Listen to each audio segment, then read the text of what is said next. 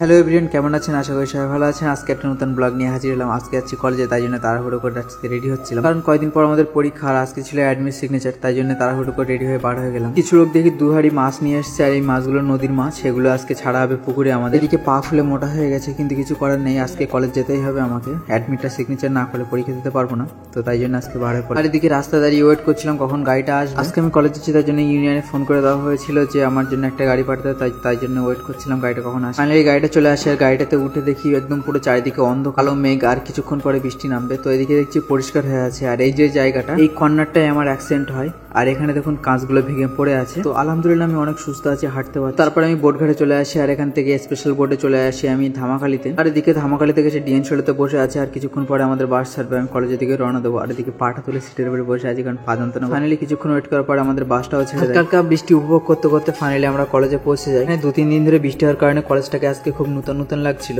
Finally এই কাউন্টারে এসে অ্যাডমিট সিগনেচার করা কমপ্লিট করে নিয়েছি, আর এখানে এসে একটু বন্ধুদের সঙ্গে একটু আড্ডা মারছিলাম, আর কার কোথায় সিট পড়ছে সেটা একটু জানছিলাম। ফটোটা ভালো করে বুঝতে পারবেন, ফটোটা দিয়েছিল পুরো হিরো, কারণ এটাই ছিল আমার লাস্ট অ্যাডমিট, আর এটাই লাস্ট ইয়ার, এটাই লাস্ট বারের মতন বন্ধু বান্ধবের সঙ্গে কলেজে আড্ডা মারা শেষ করে আমি বাড়িতে রওনা দিই। আর এদিকে এসে দেখি প্রচুর পরিমাণে বৃষ্টি হচ্ছে। এখন চ্যানেলটিকে সাবস্ক্রাইব করেনি বা ফলো করেনি, তারা অবশ্যই চ্যানেলটিকে সাবস্ক্রাইব করে ফলো করে রাখবেন। নেক্সট ব্লগে আপনাদের সঙ্গে দেখা হচ্ছে। সো টাটা, বাই বাই, আল্লাহ। আমার জন্য দোয়া করবেন, তাড়াতাড়ি যেন সুস্থ হয়ে যায়, আপনাদের সঙ্গে আরো ভালো ভালো ব্লগ নিয়ে আসতে পারি।